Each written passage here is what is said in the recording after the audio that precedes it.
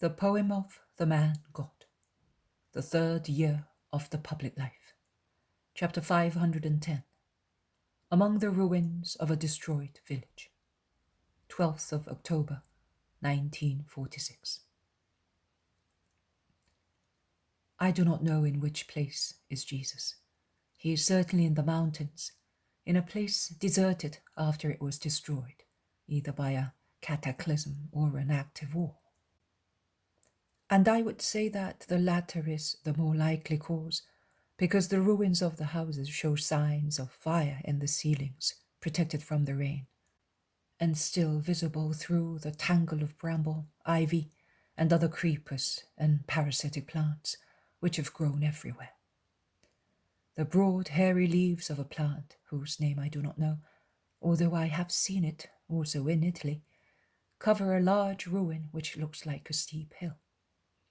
Farther back, a wall, standing upright and lonely to contemplate the rest of the collapsed houses, is invaded by caper bushes and pelletry, and a clematis, whose branches undulate in the wind like loose hair, hangs from a fretted parapet of what once was a terrace.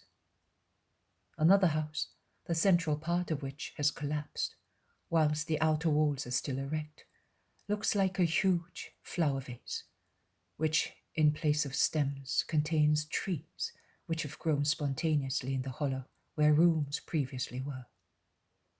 Another house, part of which is still erect, with the remains of the walls rising in steps, looks like an altar prepared for some rite and completely adorned in green. On the very top of the ruins, a poplar, as slender and straight as a blade, seems to be asking the sky the reason for such a disaster. And between house and house, rubble and rubble, obstinate fruit trees, now degenerate and wild, overwhelmed by other vegetation or overwhelming it, grown from fallen fruit, twisted, straight, creeping, coming out from holes in walls, from a dried well, give the impression of a bewitched forest. And birds and pigeons, coming out of crevices among the ruins, fly avidly towards neighbouring fields, once cultivated, where now there are tangles of hard vetch, dried up by the sun, and from their open pots seeds drop to the ground to spring up again at springtime, and tangles of darnels and tares. With fierce blows of their wings, the pigeons drive away the smaller birds searching for millet seed or grains of hemp, which have come up from who knows what remote seed, lasting for years and years in wasteland through spontaneous sowing.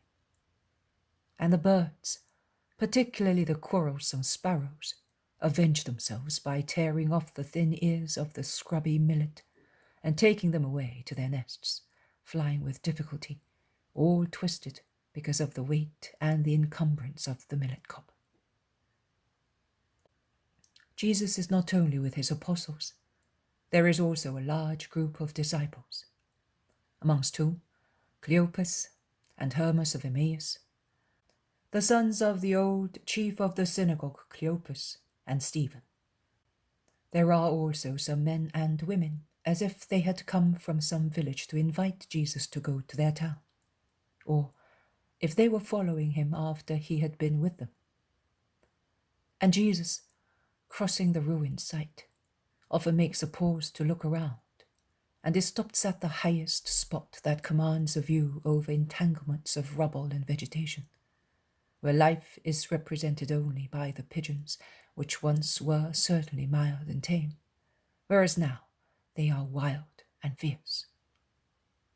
He contemplates the place with his arms folded across his breast, his head lowered, and the more he looks around, the paler and sadder he becomes.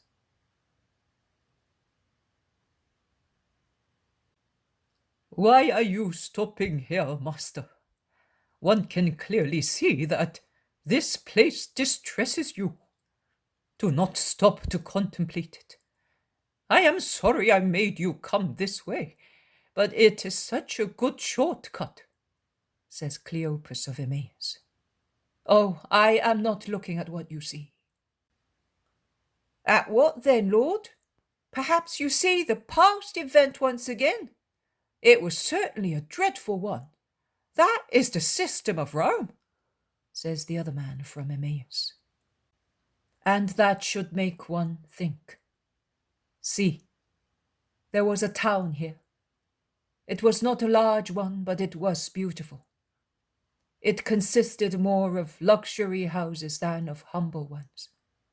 And these places, which are now wild forests, belonged to rich people. And these fields, now sterile and covered with bramble, darnel, and nettles, were also the property of rich people. They were then rich orchards and fields full of crops.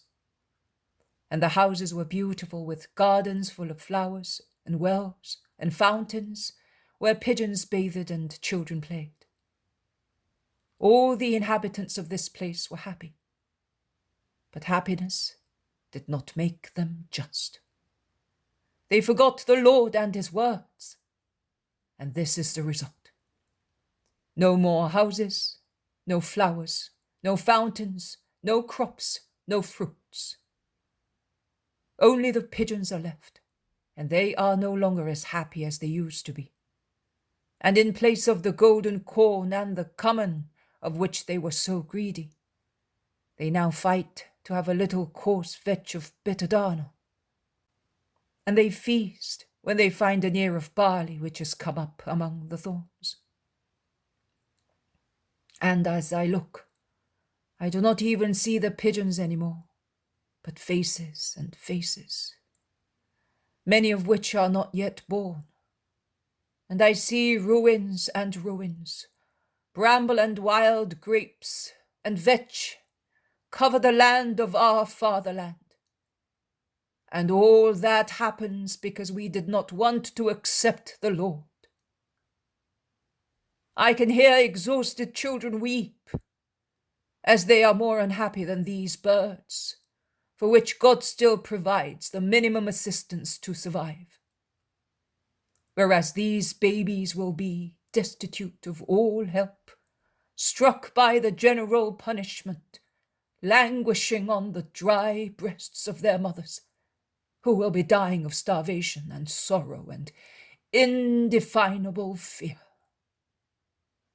And I can hear mothers wailing over their children who died of starvation on their breasts, and the cries of wives deprived of their husbands, and the laments of virgins captured for the pleasure of winners, and the lamentations of men destined to imprisonment after experiencing all dishonor in war, and of old men who lived so long as to see the prophecy of Daniel accomplished. And I hear the untiring voice of Isaiah in the breath of this wind among the ruins, in the wailing of the pigeons among the rubble. With uncouth words, in a foreign language, the Lord will speak to this people, to whom he said, "Here is my rest. Let the weary rest. This is my relief." But they would not listen. No, they would not listen. And the Lord cannot find rest among his people. The tired one who became tired, traveling all over its countryside to teach, cure, convert, and comfort, does not find rest but persecution. He does not find relief but snares and treason. The Son is one with the Father. And if the truth taught you that also a cup of water given to a man will be rewarded, because each act of mercy done to a brother is done to God himself,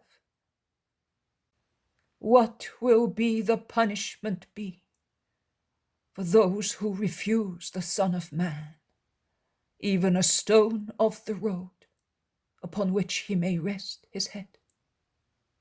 And the mountain spring which gushes through the bounty of the Creator, and the fruit forgotten on a branch because it was diseased or unripe, and the ear contended with pigeons, and have already prepared the noose to throttle the air in his throat, and thus take his life.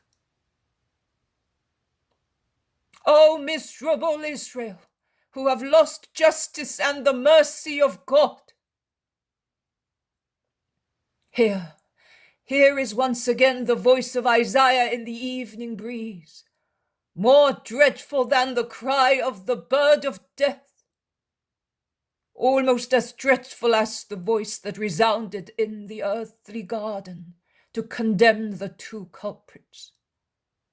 And oh, what a terrible thing! The voice of the prophet is not joined to the promise of forgiveness as it was then. No, there is no forgiveness for the mockers of God, for those who say, we have formed an alliance with death, we have made an agreement with hell. When the destructive whip goes by, it will not catch us, for we have set our hopes on falsehood, and we are protected by it, for it is powerful. And here is Isaiah, who repeats what he heard from the Lord. I will lay a precious select cornerstone as the foundation of Zion, and I will make justice the measure and integrity the plumb line, and hail will sweep away the hope in falsehood, and floods will overwhelm the shelter. Your covenant with death will be broken, and your pact with hell will be annulled. When the destructive whip goes by, it will crush you. Each time it goes by, it will seize you, and punishments only will make you understand the lesson. Miserable Israel! Israel will be like these fields, where only arid vetch and bitter darnel persist, and where there is no more corn. And the land that did not want the Lord will have no bread for her children, and the children who refused to receive the tired one will wander about, beaten, wild, like galley slaves, the slaves of those whom they considered inferior beings. God will really thrash the proud people under the weight of his justice, and will strangle it with the scotch of his judgment. This is what I see in these ruins.